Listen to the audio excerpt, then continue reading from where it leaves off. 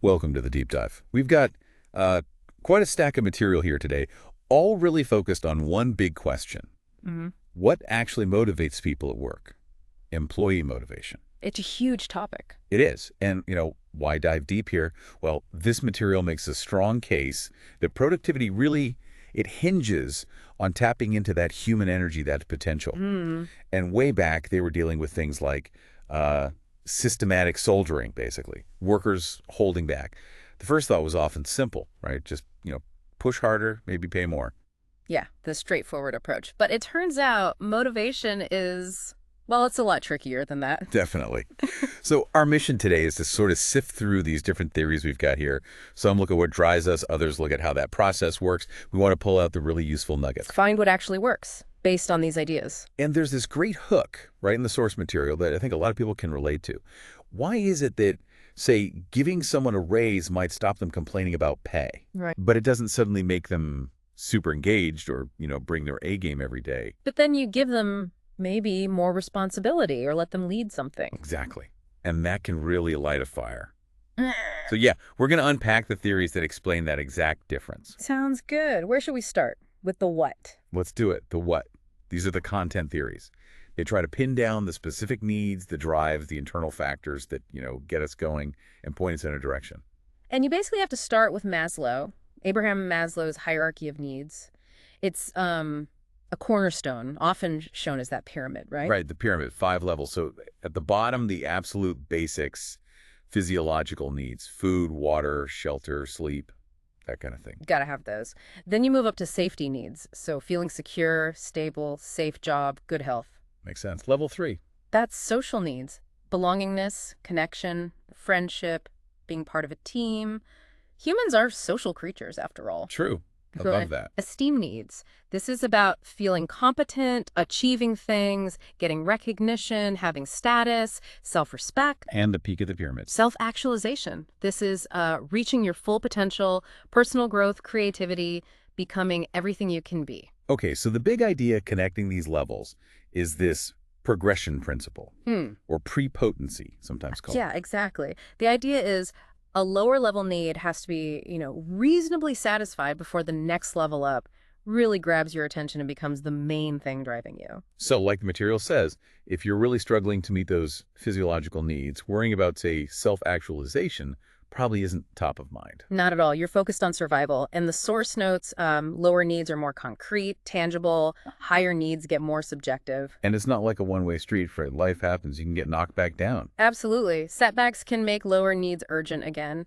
And, later on, people even added more levels on top, like cognitive needs, learning, aesthetic needs, beauty, even transcendence, helping others actualize. So thinking practically, for managers, what's the takeaway? Well, it clearly says you ignore the basics at your peril.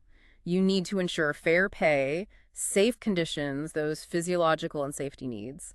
Get that foundation right. Only then can you really start motivating effectively with things like team building for social needs or recognition for esteem needs. Or offering challenging projects and training for self-actualization. The public admin example is good. Make sure those frontline workers feel secure first before you expect a recognition program to really land. But it's not without criticism, this model. Oh, definitely not. People ask, is it always that rigid? Can't multiple needs motivate you at once? Yeah, seems likely. And culture definitely plays a role. Collectivist cultures might prioritize those social needs differently, maybe higher up or alongside others. And self-actualization. Oh, it's hard to measure, isn't it? Very personal. True. But even with the criticisms, it gives you a kind of holistic starting point, right? Huh. Thinking about the whole person. It does. And it leads quite nicely into the next big one, Hertzberg. Frederick Hertzberg's two-factor theory, sometimes called motivation hygiene. Right, this came from interviews, didn't it? Asking people about times they felt really good or really bad about their jobs. Exactly. And the finding was, well, pretty revolutionary at the time. He found that the things that make people dissatisfied are different from the things that make them satisfied and motivated. Okay, so they're not just opposites on a single scale. Not according to Hertzberg. He identified two sets. First, hygiene factors. These are often extrinsic, related to the job context. Think company policies, the quality of supervision, salary, working conditions, relationships with peers and bosses, job security, And the key insight about these. fixing them, improving them. It prevents dissatisfaction. It stops people from being unhappy. But, and this is crucial, it doesn't actually create satisfaction or motivation. It just brings you to a neutral point. No dissatisfaction. Ah. So there's our explanation for the salary thing.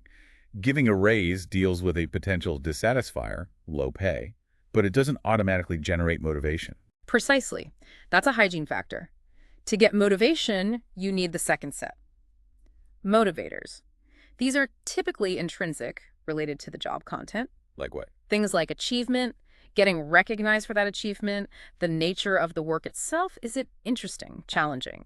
Having responsibility, opportunities for advancement, personal growth. And these work differently. Yes. When these motivators are present, that's when you get satisfaction and genuine motivation. But if they're absent, it doesn't necessarily make you dissatisfied. It just leaves you in that neutral zone again. Not unhappy, but not fired up either. So, wow. Satisfaction and dissatisfaction really are two different things. You need hygiene factors to avoid unhappiness, but you need motivators to build real engagement. And the motivators have a longer lasting effect, the source says. That's the core idea. And this leads directly to the concept of job enrichment. Not just making a job bigger, but making it better, more motivating. Herzberg talked about vertical loading. Building more motivators into the role itself. Giving more responsibility, more autonomy, more opportunities for achievement and recognition, like that tech team example. Instead of just a bigger paycheck hygiene, give someone ownership of a key piece of the project, responsibility, and publicly recognize their success, recognition. That's enrichment. Okay, so the managerial playbook here is, step one, check your hygiene factors. Is pay fair? Are conditions decent? Are policies sensible? Get that baseline right. Crucial first step. Step two, actively look for ways to build in motivators. Create opportunities for people to achieve, to be recognized, to take on more responsibility, to learn and grow. In public service, maybe redesigning roles for more autonomy or letting staff lead initiatives. Spot on. Now, criticisms exist here too, of course. Some argue there's an attribution bias. Maybe people naturally credit themselves, intrinsic motivators, for success, and blame external factors, hygiene, for failure. That's plausible. And the debate about money. Herzberg saw it mostly as hygiene, but others argue a big raise or bonus can feel like recognition or achievement, making it a motivator in some contexts. Plus, his initial research was mainly with engineers and accountants, white-collar professionals. Fair points. Oh. But still, that fundamental distinction between just stopping complaints versus actually sparking enthusiasm, that feels really insightful. It's a powerful lens. Now, building on Maslow, but maybe a bit more flexible, is Alderfer's ERG theory, Clayton Alderfer. Right, he took Maslow's 5 levels and kind of condensed them. Yeah, into 3 core categories. E for existence, needs that covers Maslow's physiological and safety. R for relatedness, needs, that's the social stuff, plus the interpersonal side of esteem, like relationships. And G for growth, needs the intrinsic part of esteem, like competence and self-actualization. So existence, relatedness, growth, ERG. What's the big difference from Maslow, besides fewer categories? 2 main things. First, no strict hierarchy. Alderfer said multiple needs can be motivating at the same time.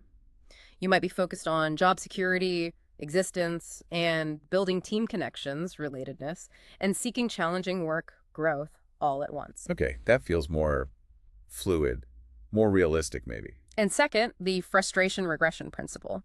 This is interesting. It suggests that if you're frustrated and trying to satisfy a higher level need, say, you keep getting passed over for promotion, growth, you might actually double down on pursuing a lower level need. How so? You might focus more intensely on building friendships at work, relatedness, or push harder for better benefits existence because the growth path feels blocked. You regress to a more achievable need.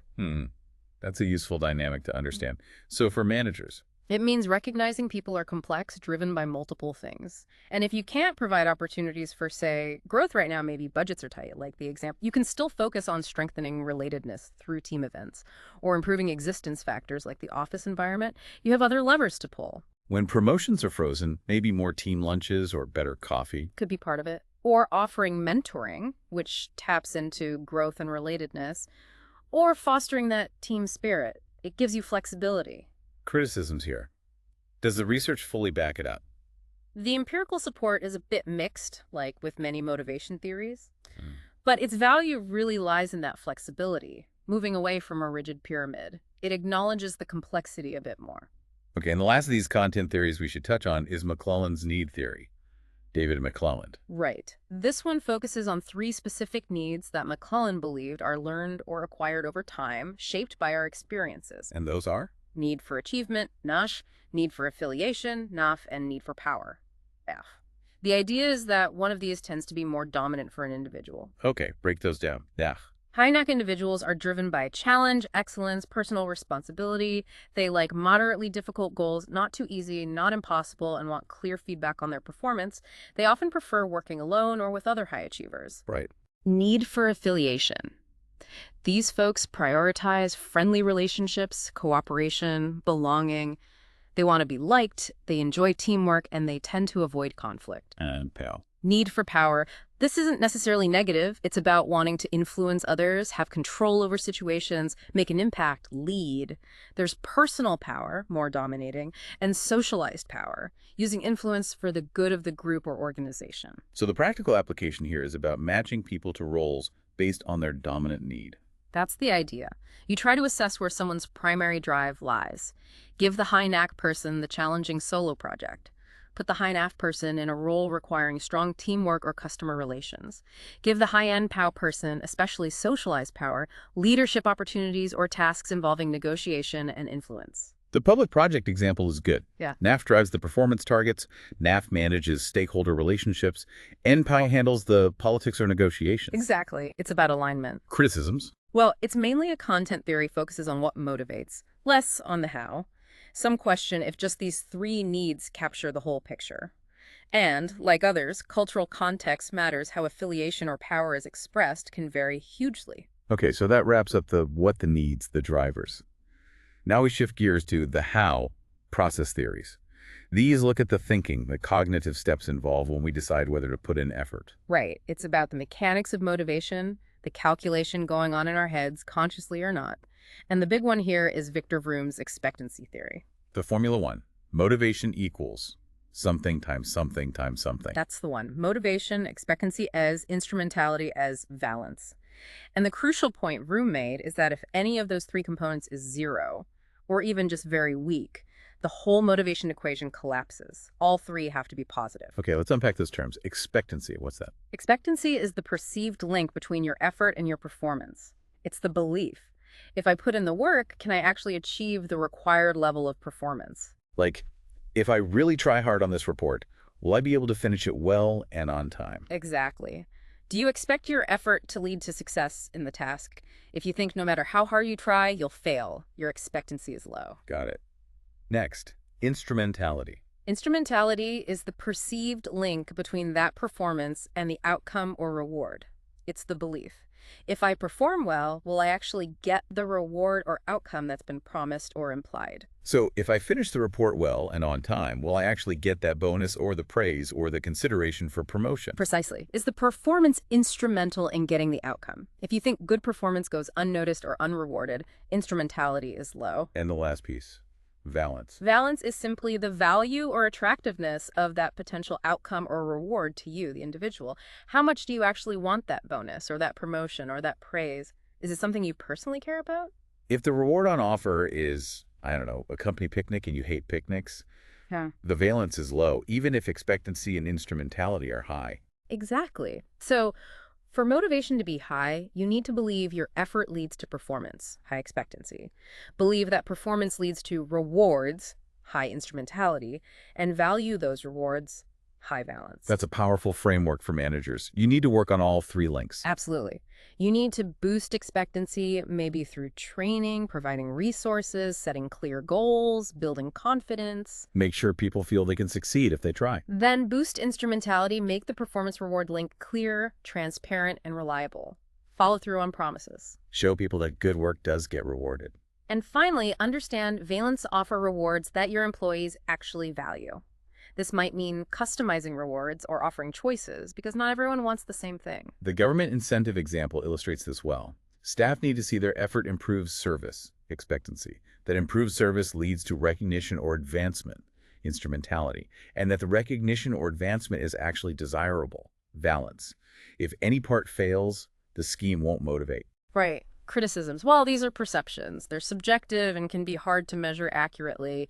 Implementing it fully, addressing all three for everyone, is complex. And it doesn't explicitly talk about fairness, which is a big motivator too. Which brings us neatly to equity theory. John Stacey Adams. Yes. This theory focuses squarely on that sense of fairness, specifically in social comparisons. How does it work? The core idea is that we mentally calculate a ratio, our own inputs, what we put into the job effort, skills, time, experience, divided by our outcomes, what we get out: pay, benefits, recognition, status. Okay, my inputs over my outcomes, then what? Then, crucially, we compare our ratio to the perceived ratio of someone else, a referent other. This could be a coworker, someone in a similar job elsewhere, even our past self. And if the ratios feel unequal? If we perceive inequity, either we're getting less than the other person for similar inputs, under reward inequity, or maybe even more, over reward inequity, though that's less common to act on, it creates tension, psychological discomfort. And that tension motivates us to do something to fix it, to restore a sense of equity. Exactly. The theory predicts several possible responses. You might change your inputs, like slacking off if you feel underpaid. You might try to change your outcomes, ask for a raise, maybe even steal resources. Or you could change your perception. Right. You might cognitively distort things. Well, maybe their job is harder than mine, or my job has better security, so the lower pay is fair. You could also change your comparison person and pick someone else who makes your situation look better. Or, ultimately, you might just leave the situation and quit the job. So the implication for managers is huge. It's not just about absolute levels of pay or reward. It's about perceived fairness relative to others. Absolutely. Systems need to be and be seen to be fair and transparent. The material mentions the importance of explaining the why behind decisions, especially around pay and promotions. That relates to procedural justice, fairness of the process. So it's not just about the outcome, distributive justice, but how you got there, procedural, and how you were treated along the way. Interactional justice, respect, dignity, all those facets of organizational justice matter for motivation. They really do. Criticisms. Equity sensitivity varies. Some people are more bothered by inequity than others. And cultural norms about fairness differ too. Plus, the initial theory was quite focused on pay, but the justice extensions make it much broader. Okay, let's move to another classic. Goal-setting theory. Edwin Locke. This one's pretty intuitive, but the research behind it is strong. The core idea is that goals are major drivers of behavior, but specific and challenging goals lead to higher performance than vague goals, do your best, or easy goals. Specific and challenging. Yeah. But they have to be attainable, right? Not impossible. Crucial point. Challenging, but realistic. And Locke emphasized the importance of feedback alongside the goals, so people know how they're progressing. So how do these specific, challenging goals actually work? What's the mechanism? They do several things. They direct your attention, focus you on what needs to be done. Okay. They energize you. Harder goals lead to more effort. They increase persistence. You try longer when faced with obstacles. And they encourage you to develop strategies and skills to reach the goal. The source mentions some important conditions, though. Contingency factors. Right. Goal commitment is key. You have to actually accept and be committed to the goal. This is often higher if you participate in setting the goal or if the goal is made public. Self-efficacy matters, too. Your belief you can do it. Definitely. If you don't believe you can reach the goal, you're less likely to try hard. Task characteristics play a role. Goal setting tends to work better for simpler, well-defined tasks than very complex, novel ones. And culture, again, how goals are set and perceived can differ, say, in individualistic versus collectivist cultures. So managerially, the advice is, set clear, specific stretching goals. Involve employees in the process if possible to get buy-in. Yes, participation helps commitment. Provide regular, constructive feedback on progress towards those goals. Make sure people have the resources and support they need. The public health campaign example. Set a clear target for vaccination rates. Involve the teams in planning. Track progress daily. That's goal setting in action. Precisely. One criticism or debate point is often around who sets the goals. Top-down mandates versus participative setting. Approaches like management by objectives, MBO, try to blend this, but it requires careful implementation. Okay, switching gears again. What about reinforcement theory? This sounds more behavioral. It is, very much so. Rooted in B.F. Skinner's behaviorism and applied in organizations as organizational behavior modification, or OB-MOD. It basically ignores internal states like thoughts or feelings. No needs, no expectations, no goals in the head. Not really the focus. It argues that behavior is purely a function of its consequences. What happens after you do something determines whether you'll do it again. So behavior followed by a positive consequence reinforcement is more likely to be repeated. Right. And behavior followed by a negative consequence, punishment, or no consequence, extinction, is less likely to be repeated. How is this applied in practice? Typically involves a process. Identify the critical behaviors you want to change, increase specific sales behaviors, reduce errors, measure how often they currently occur, baseline, analyze the current consequences, then intervene by systematically applying reinforcement for desired behaviors, praise, bonuses, recognition, and/or removing reinforcement for undesired ones. Finally, evaluate if the behavior changed. Like the call center example. Reinforce quick, successful call resolutions with immediate positive feedback or small rewards. Exactly. The managerial implication is straightforward. Carefully design reward and feedback systems to immediately and consistently reinforce the specific behaviors you want to encourage. And the theory generally emphasizes using positive reinforcement over punishment, as punishment can have unintended negative side effects. The big criticism, though. It's seen as overly simplistic by many. It completely ignores cognition, the expectations, beliefs, goals we just talked about. Critics argue it treats people like, well, programmable machines almost. And there's a concern it can overemphasize extrinsic rewards and potentially crowd out intrinsic motivation. Which leads perfectly into cognitive evaluation theory. That tackles the extrinsic versus intrinsic motivation issue head on. It does. This theory suggests something quite counterintuitive. Providing extrinsic rewards, like money, for behavior that was already intrinsically rewarding, done for the sheer enjoyment or interest of it, can actually decrease a person's overall motivation. Why would getting paid for something you like make you like it less? The idea is it shifts your perceived reason for doing the task. Your locus of control shifts from internal, I'm doing this because I enjoy it, to external, I'm doing this because I'm getting paid. The feeling of autonomy and competence, which fuels intrinsic motivation, can be undermined if the reward feels controlling. So if you have, say, artists or researchers who love their work, throwing bonuses at them based purely on output might actually backfire. Make it feel like just a job. Potentially, yes, if it feels controlling rather than informational. The theory suggests rewards that signal competence, like unexpected recognition for great work, are less likely to harm intrinsic motivation than rewards that feel like bribes or direct payments for specific actions. So for managers, the advice is to be careful with extrinsic rewards, especially for jobs that already have strong intrinsic appeal. Right. Frame rewards as acknowledgments or feedback, not just payment.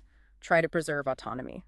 Now, for tasks that are not intrinsically interesting, extrinsic rewards are still very important motivators. It makes sense. Criticisms. It's very context-dependent, really only applies where intrinsic motivation exists in the first place. And figuring out how to deliver rewards without them feeling controlling can be tricky. Requires careful communication. Okay, let's talk about the job itself. Job design theory, specifically the job characteristics model by Hackman and Oldham. Yes, this model argues that the way a job is structured can directly impact motivation, satisfaction, and performance. It identifies 5 core job dimensions. Let's list them. Skill variety. Using a range of different skills and talents. Task identity. Completing a whole identifiable piece of work from beginning to end, rather than just a tiny part. Task significance. The degree to which the job has a substantial impact on the lives or work of other people, inside or outside the organization. Autonomy. The freedom, independence, and discretion the worker has in scheduling the work and determining the procedures used. And feedback. Getting direct and clear information about the effectiveness of your performance. So these 5 dimensions, they lead to certain psychological states. That's the idea. Skill variety, task identity, and task significance are thought to contribute to experienced meaningfulness of the work. Autonomy leads to experienced responsibility for the outcomes. And feedback provides knowledge of the actual results. And if you get those 3 psychological states, meaningfulness, responsibility, knowledge of results, then the outcome should be positive. Higher internal motivation, higher quality work performance, higher satisfaction, and lower absenteeism and turnover. That's the prediction. There's a critique mentioned, though, social information processing. Right. It's a useful reminder that job characteristics aren't purely objective. How someone perceives their job is also influenced by social cues, what their coworkers say, what their boss emphasizes. So job design needs to consider these subjective perceptions too. Managerially, this gives concrete ideas for job enrichment, doesn't it? Combine tasks to increase identity, clarify the impact of the work for significance, delegate authority for autonomy, establish feedback channels. Exactly, like the municipal planning example. Give a planner a whole project module identity, show community benefit, significance, allow discretion in their approach, autonomy, and provide regular reviews, feedback. It's about building those core dimensions into the role. Okay, one more major theory to cover. Self-efficacy theory. Albert Bandura. This is a really powerful concept. Self-efficacy is an individual's belief in their own capability to execute the behaviors needed to produce specific performance attainments. Basically, it's your confidence in your ability to succeed at a particular task. And this belief directly impacts motivation. Hugely. People with high self-efficacy for a task are more likely to set challenging goals for themselves, exert more effort, persist longer in the face of difficulties, and bounce back quicker from setbacks. Low self-efficacy leads to avoiding tasks, giving up easily, and dwelling on deficiencies. So where does this belief come from? How was it built? Bandura identified key sources. Yes. The most powerful is mastery experiences actually succeeding at the task or similar tasks in the past. Success breeds success. Makes sense. What else? Vicarious learning or modeling, seeing other people, especially people similar to you, succeed at the task. If they can do it, maybe I can too. Social persuasion, too. Verbal persuasion, being persuaded by others that you possess the capabilities to succeed. Encouragement from a trusted boss or mentor can boost efficacy, though it's generally weaker than mastery or modeling. And physiological state. Right. Your emotional and physiological state matters.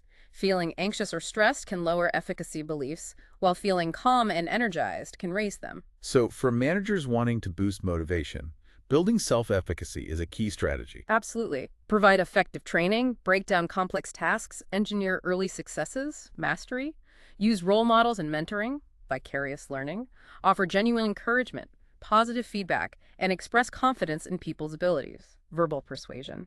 Help people manage stress. That IT system rollout example is perfect. Pilot training for mastery, sharing peer success stories for vicarious learning, coaching, and support for persuasion. It directly targets building that crucial belief. I can do this. Wow. Okay, that was quite a tour through the landscape of motivation theories, from basic needs to complex cognitive processes, job design, self-belief. It's definitely not simple. Not at all. It's complicated. So how do we pull this all together? How do we actually use all these different ideas in a practical way? Well, the first big takeaway from the material is pretty clear. No single theory holds all the answers. Motivation is complex, multi-layered. You really need an integrated approach. Right. You can't just pick one favorite theory and apply it. You need to draw insights from across the board. The synthesis suggests a kind of practical sequence. Start with the basics, those hygiene factors from Herzberg, or existence needs from ERG. Ensure fair pay, safe conditions, reasonable policies. Get that foundation solid. Because if those aren't right, nothing else will work nearly as well. Exactly. But then, and this is critical, you cannot stop there. That only gets you to neutral. To truly motivate, you need to bring in the other theories. So combine the what with the how. Understand the kinds of needs people have: growth, achievement, affiliation, content theories. And then design the work environment and processes to trigger the right cognitive mechanisms.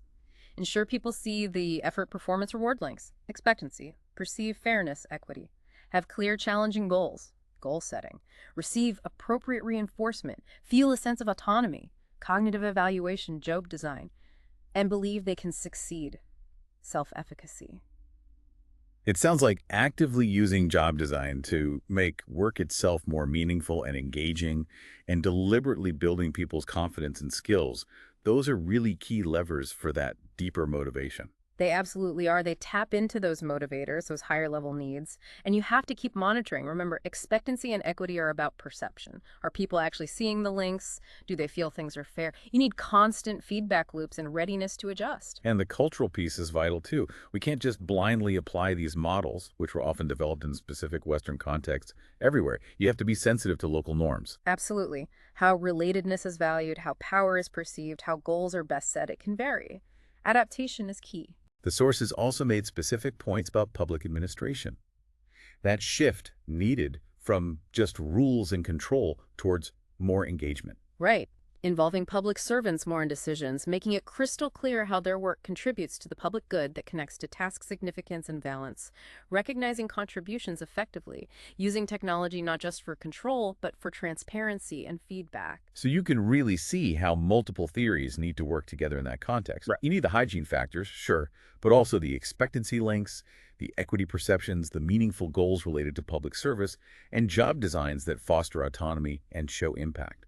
It's like building an ecosystem, as you said. That's a great way to put it, an ecosystem of motivation. So, to wrap up our deep dive today, we've journeyed through a whole range of theories trying to explain what makes us tick at work, from fundamental needs and the crucial difference between preventing dissatisfaction and actually creating motivation. To the mental calculations we make about effort and reward, our deep-seated need for fairness, the undeniable power of clear goals, and how the design of the job itself, along with our own self-belief, shapes our drive. And the big conclusion seems to be, it's complex.